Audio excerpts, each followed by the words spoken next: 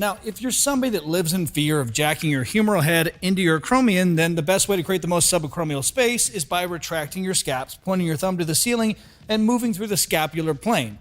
But that won't do shit for you. I just felt like I had to tell you that, because every time I talk about a variation that does slightly decrease subacromial space, people get their balls tied in a knot.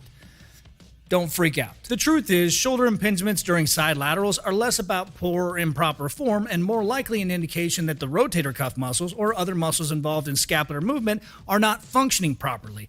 Additionally, some people are just predisposed to shoulder impingements, meaning that they have less subacromial space to start with. They are fucked from the start. Hopefully that's not you. Because honestly, the effective way to do these is almost the exact opposite of the quote-unquote safe way. So let's go back to the standard side lateral, palms neutral, arms come out to the side, D+ of an exercise. The first thing we're going to do to make it better is internally rotate the humerus, pronate those palms as much as possible. And yes, that does slightly decrease subacromial space, but your supraspinatus is not going to dry hump the roof of your acromion because of it, because in reality, just abducting your arm decreases subacromial space. So stop freaking out. The reason we're internally rotating is to align the specific deltoid fibers we want to target. I've shown this in a previous video, but the actual fibers that originate on the lateral part of the acromion, the ones whose line of action would directly abduct your arm to the side, is a very small percentage, which means your side delt actually is mostly composed of anterior and posterior fibers that surround it. So our goal here is to line up those lateral fibers with the adjacent posterior and anterior fibers and optimize their engagement through the lateral rays.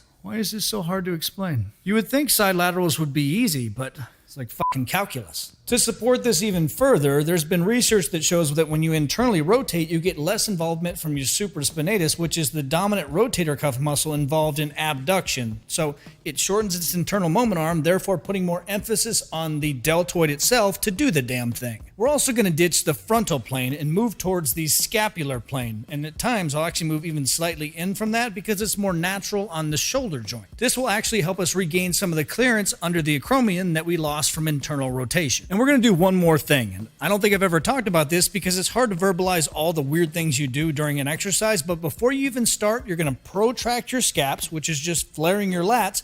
And that's your starting position. What this does is that it starts the movement right where the deltoid becomes the dominant driver of abduction, skipping that initial portion, which is predominantly your rotator cuff muscles. And it also lets you stretch those lateral fibers, which I know sounds crazy because most of the time you think you have to cross your body and do some weird deep stretch, which doesn't even make sense because as you pull into that, you're going to pass those rotator cuff muscles, then go back to the delt.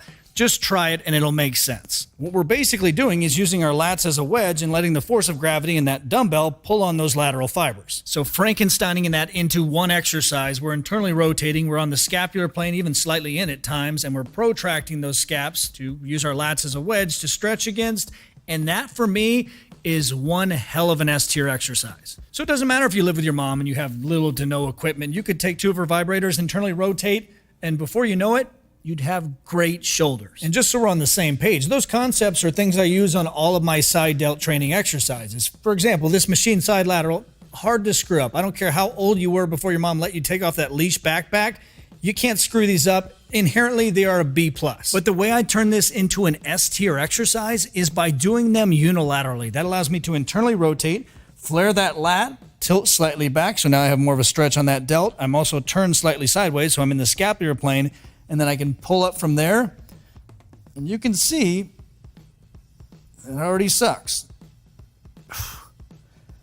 Pretty bad.